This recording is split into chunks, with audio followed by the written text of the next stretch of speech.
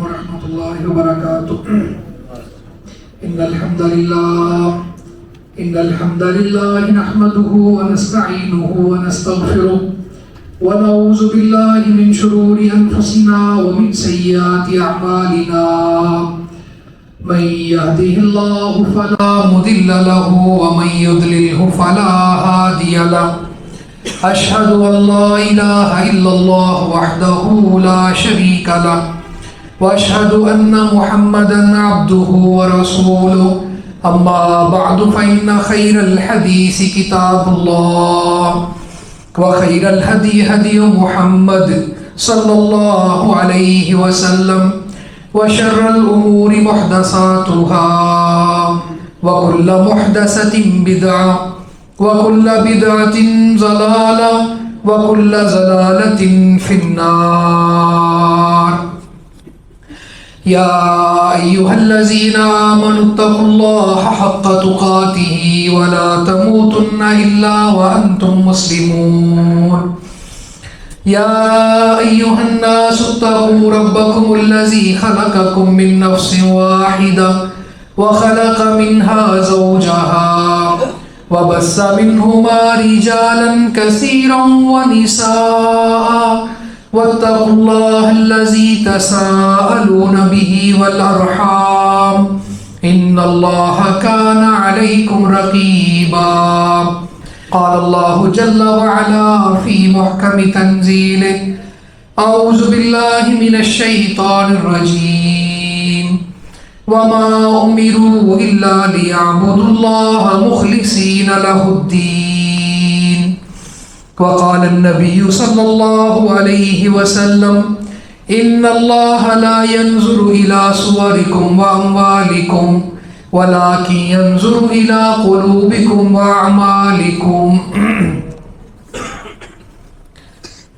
اللہ رب العزت نے قرآن مجید میں ہمیں اس بات کا حکم دیا ہے کہ ہم اللہ کے لیے اپنے دین کو خالص کر لیں. کوئی بھی عبادت ہم کرنے لگیں تو اس میں اخلاص کو بدرجہ کمال شامل کر لیں. کیوں؟ اس لیے کہ اخلاص کے بغیر کوئی عبادت قبول نہیں ہوتی. اور اللہ کے نبی صلی اللہ علیہ وسلم نے ارشاد فرمایا کہ اللہ تمہاری شکل و صورت کو نہیں دیکھتا، کوئی کتنا حسین ہے، کتنا خوبصورت ہے. اللہ کی نظر اس پر نہیں ہے. نہ ہی اللہ تمہارے اموال کو دیکھتا ہے، کون کتنا امیر ہے، کس کے پاس کتنی جائیداد، بنگلے، بینک بیلنس، کیا کچھ ہے. نہیں. وَلَٰكِن يَنظُرُ إِلَىٰ قُلُوبِكُمْ وَأَعْمَالِكُمْ، لیکن اللہ تمہارے دلوں کو دیکھتا ہے، تمہارے اعمال کو دیکھتا ہے. اخلاص دل میں ہوتا ہے تو دلوں پر اللہ کی نظر ہے، ہمارے اعمال پر اللہ کی نظر ہے کہ عمل سے پہلے اخلاص تھا یا نہیں تھا، وہ عمل اللہ کے لیے تھا یا کسی اور کے لیے تھا. معلوم یہ ہوا کہ اخلاص بنیادی شرط ہے عمل کی قبولیت کے لیے. اب اخلاص ہے کیا؟ اللہ اکبر. امام جرجانی کتاب التعریفات میں قرآن مجید سے استدلال کرتے ہوئے اخلاص سمجھاتے. اللہ نے اپنی نعمتوں کا تذکرہ کرتے ہوئے ایک مثال دی. دودھ یہ جو ہم پیتے ہیں، اللہ فرماتا ہے من بین فرث ودم لبنا خالصا. گائے کا رنگ براؤن ہے، بھینس کا رنگ سیاہ ہے، اس کے خون کا رنگ انتہائی سرخ ہے، اور اس کے گوبر کا رنگ سیاہی مائل سبز ہے، لیکن درمیان سے جو اللہ دودھ نکالتا ہے، اللہ کا قرآن کہتا ہے یہ خالص دودھ ہے. تو فرماتے ہیں اللہ تطلب لعملک شاہدا غیر اللہ، اپنے عمل پر اللہ کے علاوہ کسی اور کو گواہ نہ بنانا. کوئی اور بھی دیکھے نہیں، صرف اللہ عمل دیکھے. یہ اخلاص ہے. جس طرح اس دودھ میں نہ خون کی ملاوٹ ہے، نہ کسی اور چیز کی ملاوٹ ہے، اسی طرح میری عبادت میں بھی کوئی ملاوٹ نہیں ہوگی، صرف اللہ کے لیے عمل ہوگا۔ اور اس سے آگے بڑھ کر فضیل بن عیاض رحمہ اللہ وہ کہتے ہیں ترک العمل لاجل الناس ریاء، لوگوں کی وجہ سے کوئی عمل چھوڑ دینا، کوئی گناہ چھوڑ دینا، یہ ریاکاری ہے۔ والعمل لاجلہم شرک، اور لوگوں کی وجہ سے کوئی عمل کرنا، کسی کو دکھانا مطلوب و مقصود ہو تو یہ شرک ہے۔ والاخلاص ان یوافیک اللہ منہما، اور اخلاص یہ ہے کہ اللہ تمہیں ان دونوں چیزوں سے بچا کے رکھے، نہ تم لوگوں کی وجہ سے کوئی عمل کرو، نہ تم لوگوں کی وجہ سے عمل چھوڑو۔ اگر میں کوئی گناہ چھوڑتا ہوں تو اللہ کی وجہ سے چھوڑوں، اگر کوئی نیک عمل کرتا ہوں تو اللہ کے لیے کروں، یہ اخلاص ہے۔ اور میرے عزیز بھائیوں، رب عمل صغیر تعظمہ النیہ، کبھی عمل بہت چھوٹا ہوتا ہے لیکن نیت کا اخلاص اس عمل کو بہت بڑا بنا دیتا ہے۔ ورب عمل کبیر تصغرہ النیہ، کبھی عمل دیکھنے میں بہت بڑا ہوتا ہے لیکن نیت میں اخلاص کا فقدان اس کو بہت چھوٹا کر دیتا ہے، بلکہ بعض روایات تو یہ بتاتی ہیں کہ انسان کے لیے وہ وبال جان بن جاتا ہے۔ پہلے کی مثال، اللہ کے نبی صلی اللہ علیہ وسلم نے صحابہ سے جہاد کے لیے فنڈ مانگا، صحابہ دینے لگے، مسجد نبوی میں ڈھیر لگ گیا۔ اب ایک صحابی بہت پریشان ہے، بے قرار ہے، کبھی ادھر جاتا ہے کبھی ادھر جاتا ہے، کہ اللہ کے نبی صلی اللہ علیہ وسلم نے جہاد کے لیے مال مانگا ہے، میرے پاس دینے کو کچھ نہیں ہے۔ پھر اس کو سمجھ آئی کچھ، وہ چلا گیا، ساری رات یہودی کے باغ کو پانی لگاتا رہا، مزدوری کرتا رہا، صبح کچھ کھجوریں اس کو جو مزدوری کے عوض ملی لا کے اللہ کے نبی صلی اللہ علیہ وسلم کو پیش کر دی اور فرمایا آقا نامدار، آپ نے کچھ مانگا تھا اللہ کے لیے، میرے پاس دینے کو کچھ نہیں تھا، میں چلا گیا مزدوری کر کے یہی ملا ہے لے کے آیا۔ اب اگر ہم کیلکولیٹ کریں، موازنہ کریں، تو کسی نے سونا بھی دیا ہوگا، کسی نے چاندی بھی دی ہوگی، کسی نے ہیرے جواہرات بھی دیے ہوں، لیکن اس کی تھوڑی سی کھجوریں رسول اللہ صلی اللہ علیہ وسلم نے پورے ڈھیر کے اوپر بکھیر کے کہا یہ سبقت لے گیا ہے، اس لیے کہ محنت زیادہ ہے، دل میں اخلاص ہے، اللہ کو راضی کرنا مطلوب و مقصود ہے۔ میرے عزیز بھائیوں، عمل بہت بڑا ہو لیکن نیت میں اخلاص نہ ہو تو وہ عمل رائے گاں جاتا ہے۔ اللہ کے نبی صلی اللہ علیہ وسلم کی معروف حدیث آپ نے سن رکھی ہے، قیامت والے دن 3 لوگوں کا سب سے پہلے فیصلہ ہوگا اور اس میں بھی سب سے پہلے شہید ہوگا۔ اب شہادت کتنا عظیم عمل ہے، اللہ کے نبی صلی اللہ علیہ وسلم خود بار بار اللہ سے دعا مانگ رہے ہیں، اللہ میرا دل چاہتا ہے تیرے رستے میں شہید کر دیا جاؤں، پھر زندہ کیا جاؤں، پھر شہید کیا جاؤں، پھر زندہ کیا جاؤں۔ سب سے بڑی عدالت میں، محشر کے میدان میں جب شہید کو پروٹوکول سے نوازا جائے گا، اس کے بعد بھی اس کی خواہش یہ ہوگی اللہ ایک دفعہ پھر بھیج، دنیا میں پھر تیرے دین کو غالب کرتا ہوا لڑوں اور شہید ہو جاؤں۔ اور اللہ کا قرآن کہتا ہے وَيَتَّخِذَ مِنكُمْ شُهَدَاءَ، اللہ شہداء کا انتخاب کرتا ہے۔ ابھی خون کا قطرہ زمین پر نہیں گرا، گناہ سارے معاف ہو گئے، اس کا جنت کا ٹھکانہ اس کو دکھا دیا گیا، قبر کے سوال و جواب سے یہ محفوظ ہے، مامون ہے، محشر کی سختی سے محفوظ ہے، 70 رشتہ داروں کی سفارش کرے گا، 72 حوروں سے اس کا نکاح کیا جائے گا۔ اور میرے عزیز بھائیوں، اگر یہ مخلص تھا، اللہ سے دعا کرتا تھا اللہ مجھے شہادت چاہیے، کوئی موقع فراہم کر، نہیں جا سکا، اپنے بستر پر فوت ہوا۔ شہادت اتنی عظیم عمل اور اتنی بڑی نیکی ہے، اللہ کے نبی صلی اللہ علیہ وسلم فرماتے ہیں اگر کوئی شخص سچے دل کے ساتھ، اخلاص کے ساتھ اللہ سے شہادت طلب کرتا ہے، پھر اپنے بستر پر فوت ہو جاتا ہے، بلغ اللہ منازل الشہداء، اللہ اس کی نیت کا اخلاص دیکھ کے اس کو شہادت کے مرتبے پر فائز کر دے گا۔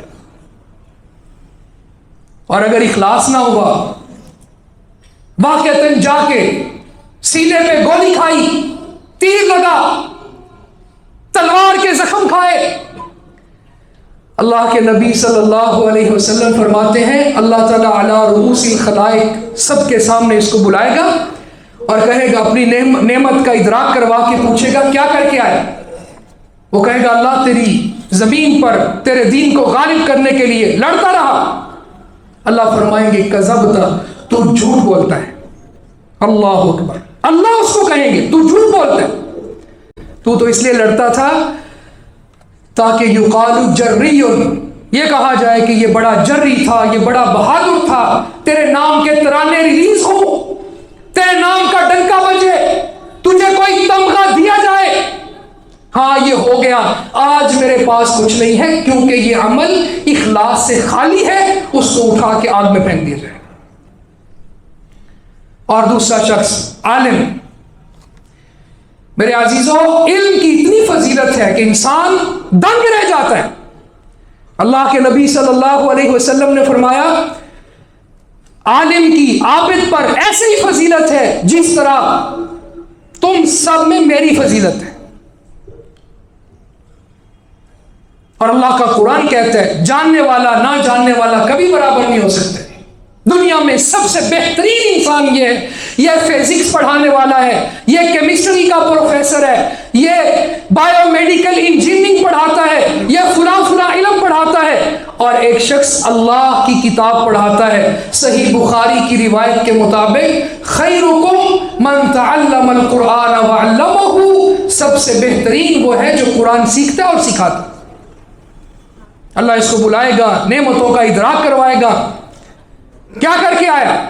قرآن پڑھتا رہا، پڑھاتا رہا، تیرے دین کا علم اس کی نشر و اشاعت کرتا رہا۔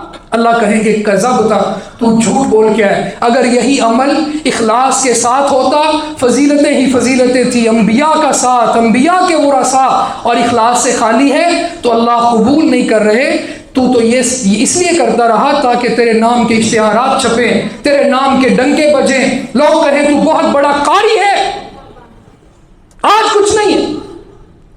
اور اسی طرح میرے عزیز بھائیوں تیسرا بندہ کون ہوگا؟ اللہ اکبر، سخی، خرچ کرنے والا۔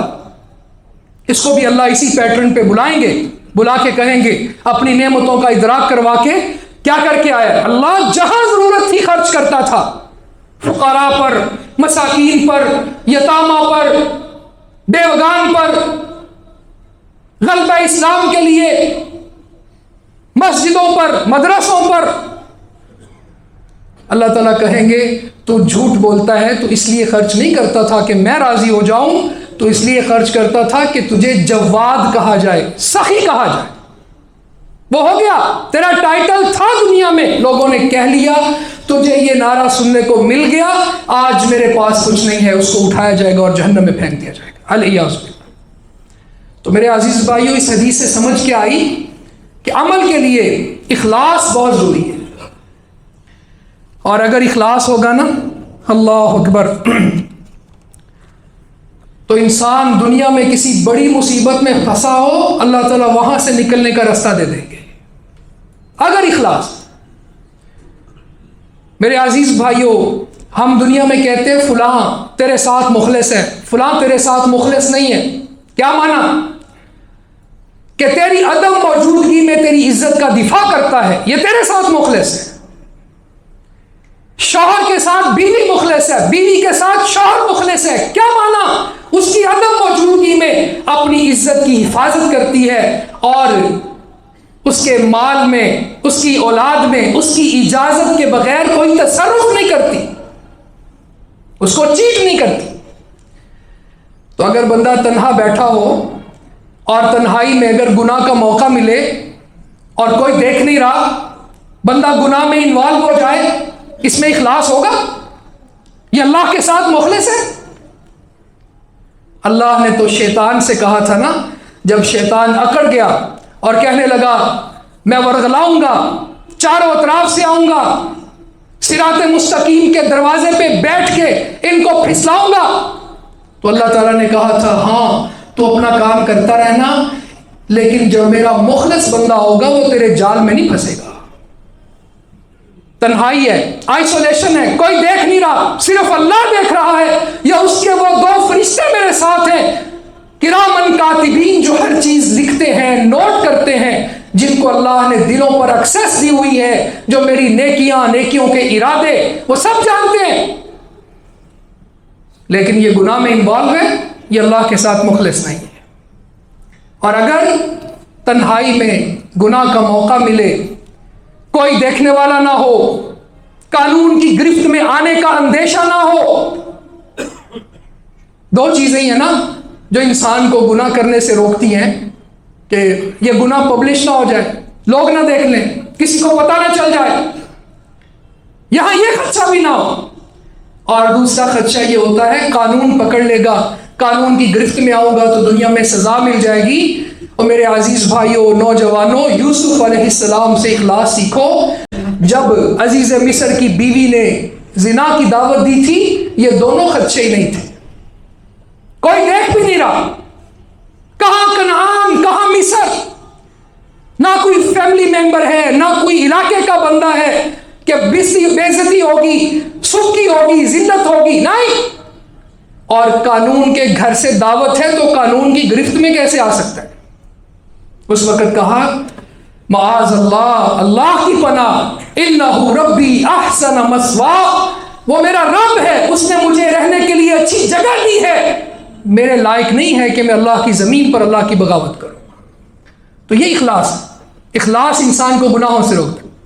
اور پھر جب بندہ تنہائی میں بیٹھ کے اللہ کو یاد کرے، آنکھوں سے آنسو نکل آئے، تو یہ تو ایسا بندہ ہے جس کے بارے میں اللہ کے نبی صلی اللہ علیہ وسلم نے فرمایا قیامت والے دن اللہ اس کو اپنے عرش کا سایہ دے گا۔ کوئی سایہ نہیں، صرف اللہ کے عرش کا سایہ۔ وہ سورج جو اس وقت 149.6 ملین کلومیٹر کے فاصلے پر ہے، 15 کروڑ کلومیٹر کے فاصلے پر ہے، یہ 2.25 کروڑ کے فاصلے، 2 کلومیٹر کے فاصلے پہ آ جائے گا۔ قدر میل، 1 میل۔ اس وقت سائے کی ضرورت ہوگی، کس کو ملے گا؟ اللہ کے مخلص بندوں کو، جو تنہائی میں بیٹھ کے آنکھوں سے آنسو نکالتے ہیں۔ اور میرے عزیز بھائیوں، اخلاص دنیا میں بھی نجات کا سبب ہے۔ ایک بڑی معروف روایت ہے، انتہائی اختصار کے ساتھ آپ کے سامنے رکھتا ہوں۔ اللہ کے نبی صلی اللہ علیہ وسلم فرماتے ہیں 3 بندے سفر کر رہے تھے، طوفان آ گیا، اس طوفان سے بچنے کے لیے انہوں نے غار میں پناہ لے لی۔ اب غار میں موجود ہیں، باہر طوفان ہے، تیز ہوا ہے، تیز ہوا کی وجہ سے ایک بہت بڑی چٹان ہلی اور آ کے غار کے دہانے پہ اس کے منہ کے اوپر آ کے رک گئی، دروازہ بند ہو گیا۔ اب یہ زندہ قبر میں دفن ہوئے ہیں، کوئی روشنی نہیں ہے، باہر نکلنے کا کوئی رستہ نہیں ہے، شدید کرب کی حالت ہے۔ اللہ کے نبی صلی اللہ علیہ وسلم فرماتے ہیں کہ انہوں نے آپس میں مشورہ کیا اور کہا اِنَّهُ لَا يُنْجِيكُم مِّنْ هَٰذِهِ الصَّخْرَةِ إِلَّا أَن تَدْعُوا اللَّهَ بِصَالِحِ أَعْمَالِكُمْ، کہ اس چٹان سے اب ہمیں وہی عمل بچا سکتا ہے جو ہم نے خالص اللہ کی رضا کے لیے کیا ہے۔ یاد کرو، اس کا ریفرنس کوٹ کرو، اللہ سے دعا کرو۔ اب پہلے بندے نے دعا کی، اللہ اکبر۔ میرے عزیز بھائیوں، ہمارا بھی زندگی میں کوئی ایک عمل کم از کم ایسا ہونا چاہیے جس میں 100% اخلاص ہو اور ہمیں بھی پریشانیوں سے نجات مل جائے۔ کیا کہتا ہے؟ اللہ اکبر۔ صحیح بخاری میں بھی یہ روایت موجود ہے، صحیح مسلم میں بھی یہ روایت موجود ہے، بہت سے مسائل کا حل ہے اس روایت میں۔ اللہ کے رسول فرماتے ہیں اس بندے نے اللہ سے دعا کی، کیا کہتے ہیں؟ اللہم کان لی ابوانی شیخانی کبیرانی، اے اللہ میرے والدین بوڑھے تھے، بہت بڑی عمر کے تھے، اور میں نے آپ کے ساتھ ایک کمٹمنٹ کی ہوئی تھی کہ سب سے پہلے اپنے مویشیوں کا دودھ نکال کے لاؤں گا، والدین کو بھی لاؤں گا، اس کے بعد اپنے بیوی بچوں کو دوں گا۔ کس پہ قائم؟ یہی معمول، اسی طرح کرتا تھا۔ ایک دن میں جب آیا، مجھے تاخیر ہو گئی، والدین سو گئے، اب وہ سوئے ہوئے ہیں اور میں سوچ رہا ہوں میں نے اپنے اللہ سے وعدہ کیا ہے کہ پہلے والدین کو دوں گا، بعد میں اپنے بیوی بچوں کو دوں گا۔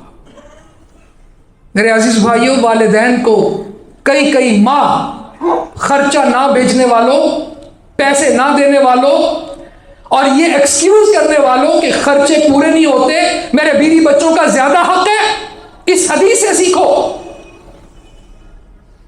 اللہ کے قرآن میں بھی یہ واقعات موجود ہیں۔ اللہ کا قرآن کہتا ہے سب سے پہلے خرچ کرنا ہے تو والدین پر کرو، اور مفسرین اس کی تشریح میں لکھتے ہیں تاکہ والدین نے جو جنم دیا، جو پرورش کی، کچھ حق ادا ہو جائے۔ 100% تو حق ادا ہو ہی نہیں سکتا، کچھ حق ادا ہو جائے، باقی سارے بعد میں، وہ پہلے۔ خیر، اس نے کہا میں آیا، والدین سوئے ہوئے ہیں، میں اپنی کمٹمنٹ پہ پکا ہوں، بیوی بچے بھوکے ہیں، اب میں جگانا بھی مناسب نہیں سمجھتا، بوڑھے والدین ہیں، تھکے ہارے ہیں، سوئے ہوئے ہیں، پر میں پہلے انہی کو پلاؤں گا، بعد میں ان کو دوں گا۔ یہ کون ہے؟ یہ دعا کر رہا ہے، غار میں پھنسا ہوا شخص۔ ہم تک بات کس نے پہنچائی؟ محمد رسول اللہ صلی اللہ علیہ وسلم۔ صبح ہو گئی، والدین اپنے آپ بیدار ہوئے، پہلے ان کو دودھ پیش کیا، اس کے بعد اپنے بیوی بچوں کو پیش کیا۔ اللہ، اگر تو سمجھتا ہے میں اپنے اس عمل میں مخلص تھا، تیری رضا کے لیے یہ عمل کیا، تو ہمیں یہاں سے نجات دے۔ اللہ کے رسول فرماتے ہیں وہ چٹان ہٹی، روشنی آنے لگی، یعنی یہ علامت تھی کہ اس کی دعا قبول ہو گئی ہے، اور یہی عمل ہے، پہلا حق والدین کا ہے۔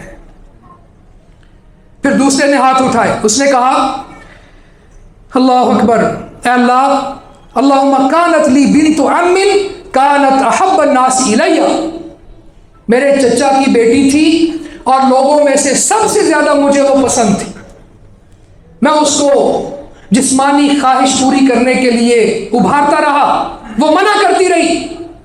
ایک وقت یہ آیا کہ وہ بہت مجبور ہو گئی اور میرے پاس آئی، آ کے کہنے لگی کہ مجھے کچھ پیسوں کی ضرورت ہے۔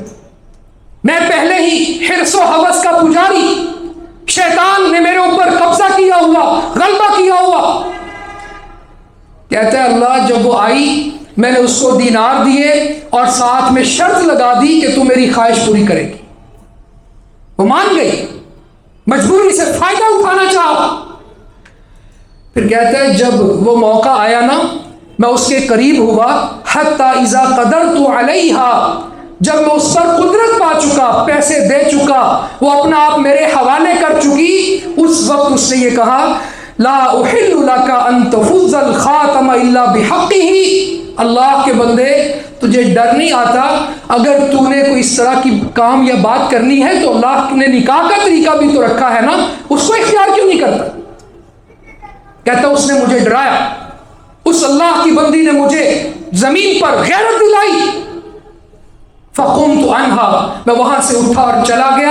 میں نے جو اس کو دینار دیے تھے وہ بھی واپس نہیں لیے اور معافی مانگ لی۔ اللہ، میرا یہ عمل گناہ کے اتنا قریب ہونے کے بعد بھی جو میں بھاگ گیا، واپس پلٹ گیا، تیرا خوف میرے دل میں آ گیا، میں لرز گیا، کب کبھی تاری ہوئی، اگر یہ عمل تجھے قبول ہے تو پھر مجھے یہاں سے نجات دے دے۔ اخلاص ہے نا؟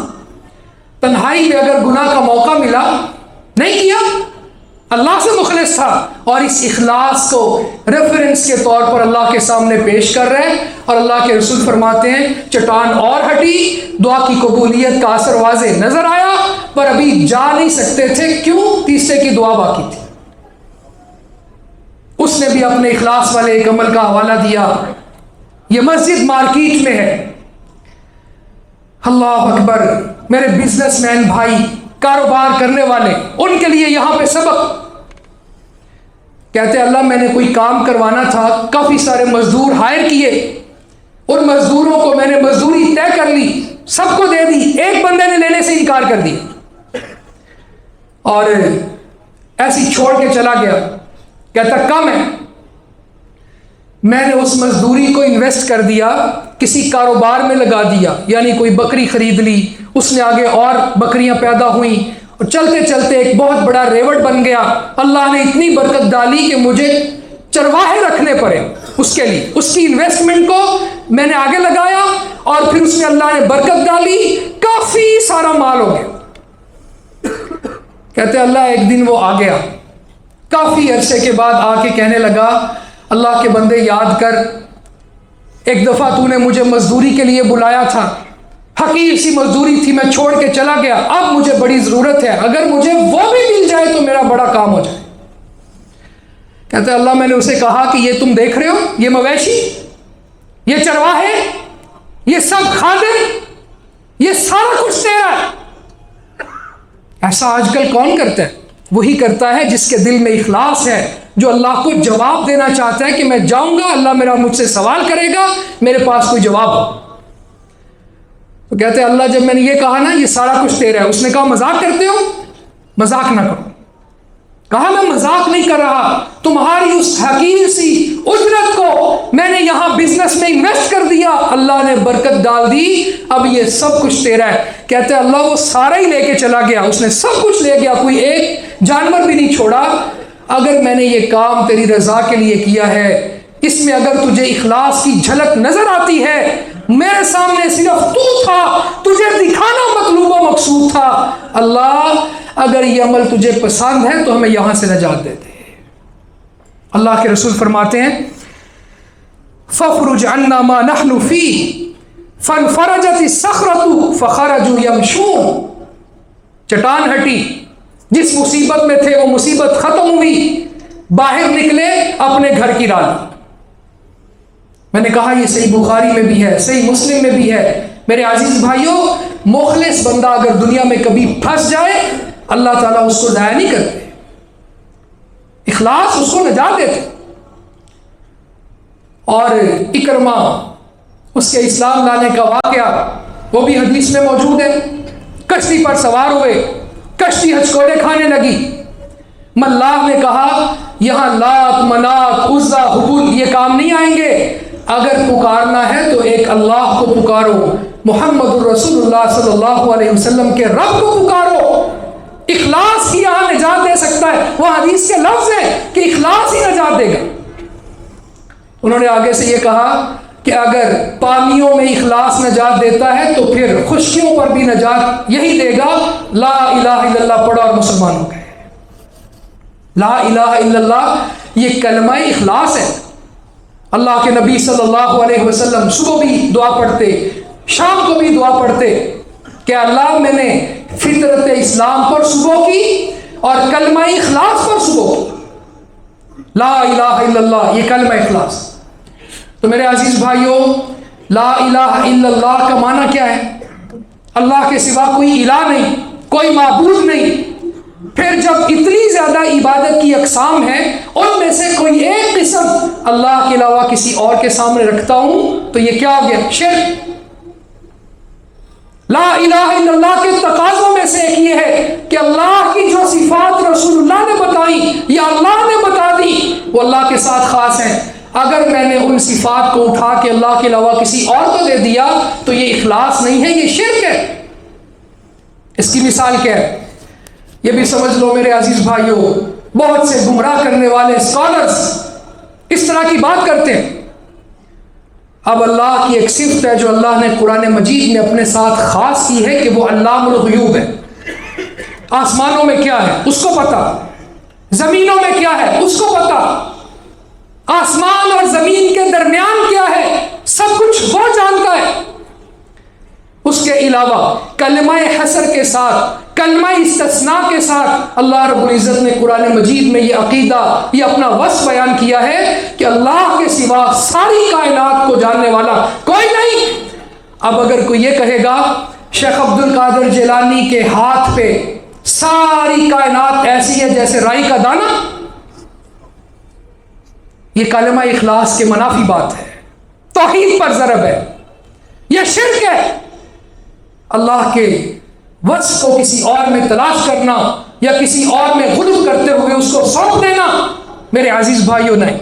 ایسا بندہ ہزار بھی عمل کرتا رہے، اللہ کے ہاں عمل قبول نہیں ہے۔ کیوں؟ اس لیے کہ اس نے شرک کر دیا ہے، اخلاص کے منافی کام کیا ہے۔ اور میرے عزیز بھائیوں، ابن قیم رحمہ اللہ کہتے ہیں العمل بغیر اخلاص ولا اقتداء کالمسافر یملأ جرابہ رملا ینقلہ ولا ينفع. اخلاص کے بغیر عمل کرنے والا ایسے مسافر کی طرح ہے جو لمبا سفر کرتا ہے، صحرا کا سفر ہے، اس کے جوتوں میں ریت بھرتی ہے پھر نکل جاتی ہے، پھر ایسے بندے کو ریت کے سوا کچھ ہاتھ نہیں آتا جو اخلاص کے بغیر عمل کرتا ہے. عمل کی قبولیت کی بنیادی شرط ہی یہ ہے میرے عزیز بھائی، اگر اخلاص نہ ہو کوئی عبادت بھی قبول نہیں. اور اس لا الہ الا اللہ کلمۃ الاخلاص کو ہلکا نہ سمجھو.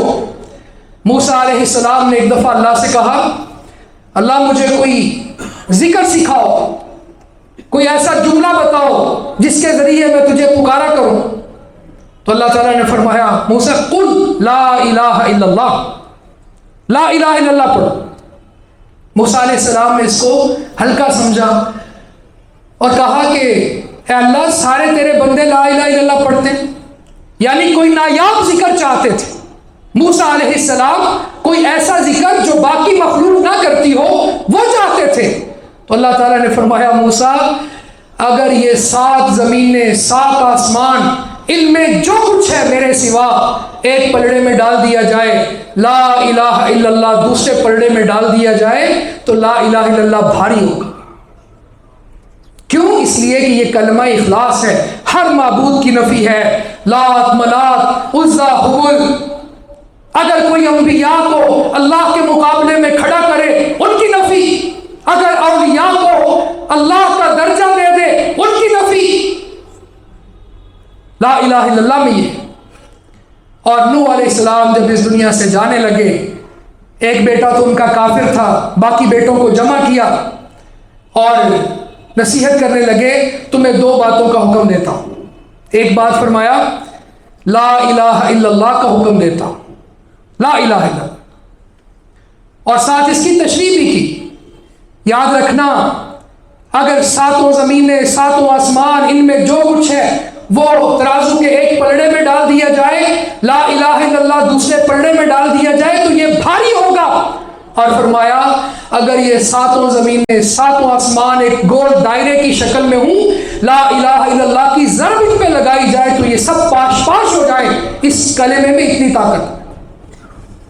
اور دوسرا سبحان اللہ و بحمدہ کا حکم دیتا ہوں کیونکہ اس کی وجہ سے مخلوقات کو رزق ملتا ہے. اور میرے عزیز بھائیو آخری بات، قرآن مجید میں ایک سورۃ الاخلاص بھی ہے.